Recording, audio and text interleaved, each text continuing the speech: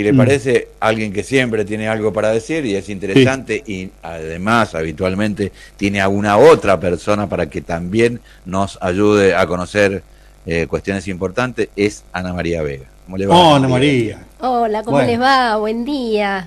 Del 12 al 17 de noviembre, por iniciativa de UNICEF, a la que adhieren muchas sociedades científicas en todo el mundo, se conmemora la Semana Internacional del Prematuro y la Prematura. sí. Entonces, estamos viviendo esta Semana Internacional del Prematuro y este año se promueve hacer especial hincapié en el primero de los derechos que están incluidos en lo que se conoce como el decálogo del prematuro y la prematura, que es el derecho a la prevención de esta situación de la prematurez, lo cual incluye una serie de medidas como, por ejemplo, favorecer los controles prenatales, detectar en forma temprana las enfermedades que pueda tener la persona que está gestando para predisponer un nacimiento prematuro. Entonces estamos en contacto con Mónica Rinaldi, quien es la directora de maternidad e infancia de nuestra provincia, para saber cómo está Mendoza en este sentido, ¿no? En cuanto a estos puntos que disminuyen las situaciones de prematurez y también cómo asistimos en Mendoza a las prematuras y los prematuros para que en esa situación de extrema vulnerabilidad no haya complicaciones graves para el desarrollo de su vida. Buenos días, Mónica, ¿cómo estás? Buenos días, ¿cómo están ustedes? Muy Saludos a bien. ustedes y a toda la audiencia. Muchas Bueno, gracias, buen día. Buen día. estábamos haciendo el anticipo, comentando que existe un decálogo del prematuro y que el primer derecho que en ese decálogo se describe es la prevención de esta situación, ¿no? De la prematurez a través de los controles. Queremos saber cómo está esta situación en nuestra provincia, qué porcentajes tenemos de prematurez y cuáles son las principales causas.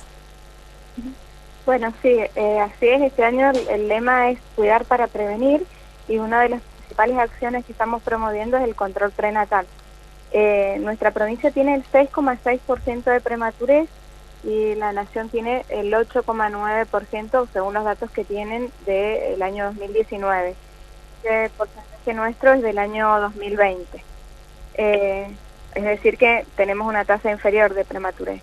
Pero con respecto a los prematuros menores de 1.500 gramos, desde hace varios años tenemos siempre la misma tasa, que es de 1,1%, que si bien es un número pequeño, es lo que representa a todos los bebés que pueden complicarse y el 40% de los bebés que fallecen dentro del primer año de vida. Por lo tanto, es muy importante prevenir la prematurez y bueno, una de las acciones fundamentales es a través del control prenatal. Claro, y ¿Me escuchan bien? seguramente, sí, te escuchamos perfecto, seguramente, como siempre, los promedios por allí esconden los extremos, ¿no? En el país, esta cifra mayor que vos estás diciendo habla de que tenemos seguramente cifras distintas en Mendoza y en Cava o en Córdoba a las que hay en el norte del país, por ejemplo, que suelen ser un lugar donde las cifras siempre son más dolorosas. Y en Mendoza, Exactamente, sí. y en Mendoza, ¿cuáles son esas diferencias también? ¿De qué depende en los distintos departamentos? ¿Cuáles son esos porcentajes que varían? Por departamento no te puedo decir específicamente, pero bueno, más o menos no hay mucha inequidad con respecto a esto. Lo que sí te puedo decir es que, bueno, la provincia está trabajando actualmente para fomentar, además del control prenatal, el control preconcepcional, es decir, que las mujeres se preparen para tener su bebé desde antes de quedarse embarazadas, controlando las enfermedades crónicas que tengan, con la administración de ácido fólico, también controlando los hábitos para que tengan hábitos de vida saludable, evitar el cigarrillo, el alcohol, el consumo de drogas. Y bueno, y hay algunas situaciones como el sobrepeso y la obesidad que también aumentan el riesgo de la prematurez. Por lo tanto, es importantísimo que hagamos hincapié en el control preconcepcional y el control del embarazo. Además de eso, hay otras acciones que también están incluidas dentro del lema de este año, que es cuidar para prevenir. Lo que le corresponde a la población general es fundamentalmente asistir a los controles prenatales. Pero dentro de los equipos de salud hay muchas acciones que podemos hacer para prevenir el nacimiento prematuro.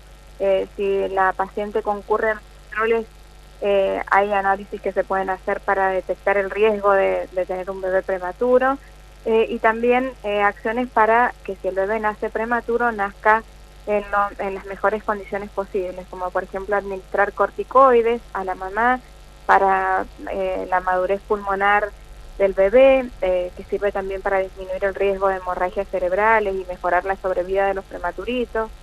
Después, bueno, también dentro del servicio de neonatología, alimentación con leche de la madre, que va a prevenir una de las enfermedades que es la enterocolitis necrotizante, prevención de la retinopatía del prematuro, controlando la cantidad de oxígeno que se les da a los bebés y teniéndolos monitorizados. Es decir, que hay muchísimas acciones de prevención que podemos hacer dentro del equipo de salud para lograr una mejor calidad de vida de los bebitos prematuros.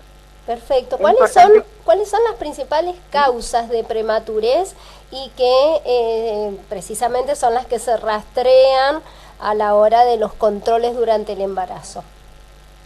Bien, una de las causas de prematurez son las infecciones urinarias, que muchas veces, es una enfermedad muy simple y tiene tratamiento, y con eso disminuimos bastante el riesgo de prematurez, y que la embarazada puede ser que no tenga ningún síntoma de infección urinaria. Por lo tanto, se debe hacer un urocultivo de rutina a las embarazadas, aunque no tengan ningún síntoma de infección urinaria. La diabetes gestacional es otra, la hipertensión durante el embarazo es otra, y también tener antecedentes de haber tenido un bebé prematuro aumenta el riesgo de prematurez. La hipertensión es muy importante que si se diagnostica tempranamente durante el embarazo, hay posibilidades de hacer algún medicamento para evitar el nacimiento prematuro del niño. Por lo tanto, es importantísimo el interrogatorio, controlar la tensión arterial en todos los controles. Por eso le pedimos a la población que asista a los controles, por lo menos 8 controles prenatales, para poder detectar el riesgo y que el embarazo sea controlado de una forma diferente. Bien, perfecto. Estuviste diciendo algunas de las estrategias que se toman cuando están los bebitos y las bebitas en neonatología. ¿En cuánto se ha avanzado en establecer en la provincia la estrategia de mamá canguro o papá canguro, o en la proximidad, ¿no?, piel con piel, que ha sido tan efectiva y tiene tantas pruebas científicas en favor de la recuperación rápida de las bebitas y los bebitos? Bien, entonces este es un derecho de los prematuros, al igual que ser puesto al pecho dentro de la primera hora de vida, que favorece la lactancia materna, y todas estas acciones lo que hacen es, como vos lo dijiste, aumentar la sobrevida de los bebés, acelerar el proceso para tener un alta más precoz.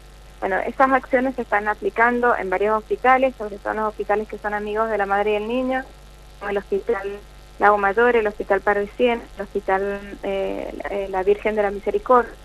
Pero es una estrategia que se usa en casi todos los servicios de neonatología.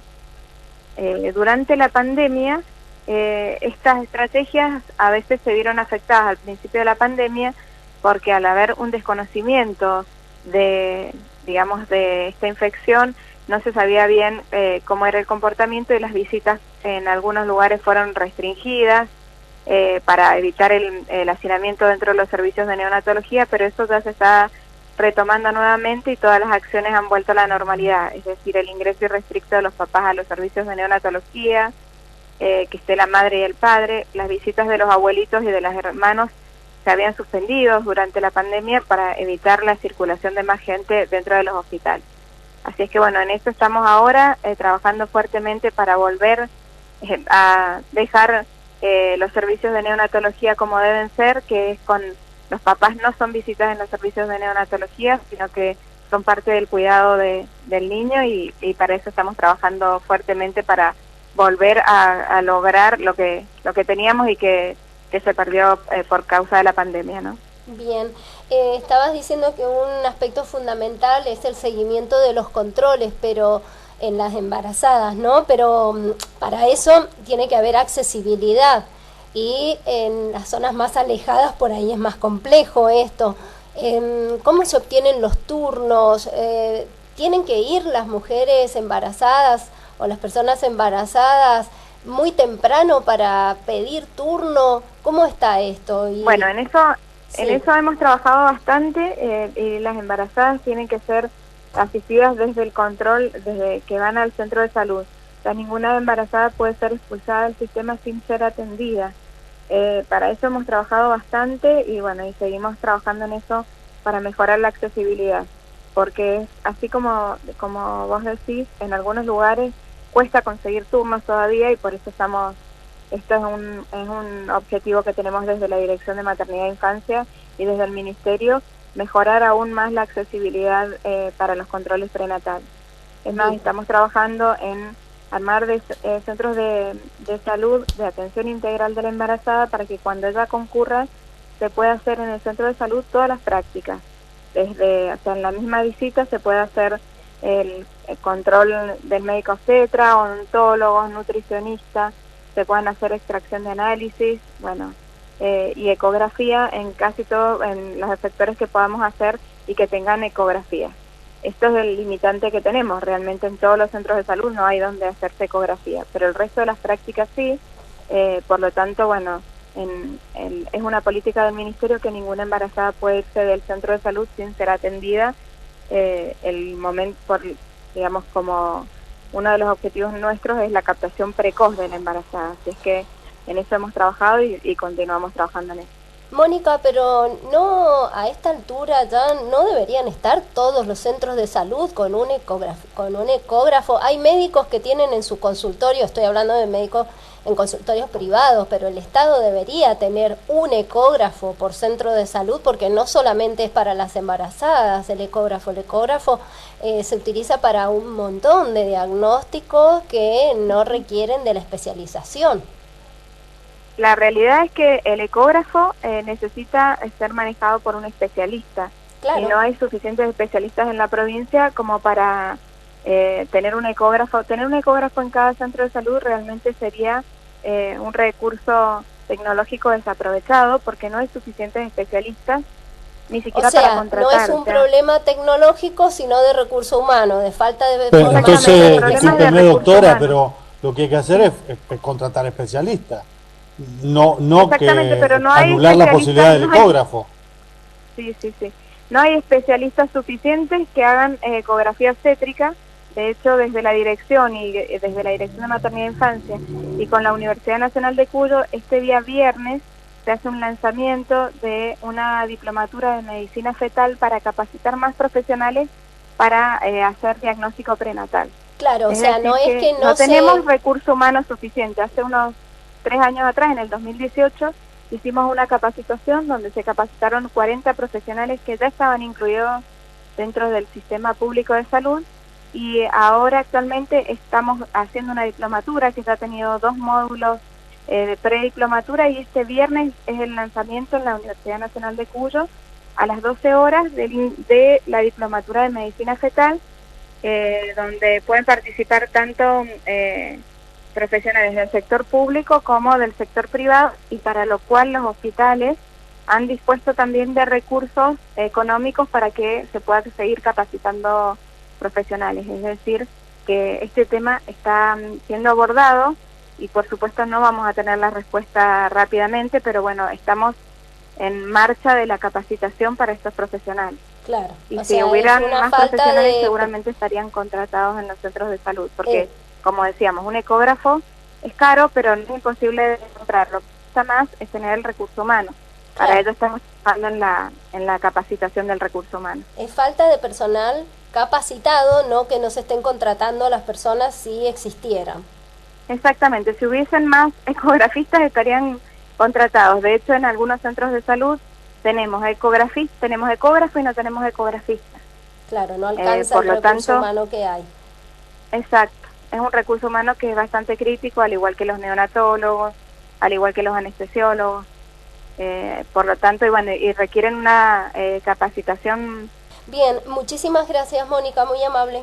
Estábamos conversando con Mónica Rinaldi, ella es la directora de Maternidad e Infancia de la provincia, hablando algunos temas fundamentales que están vinculados con esta semana de la prematurez, podríamos decir, porque se le ha dicho históricamente del prematuro, pero también hay prematuras.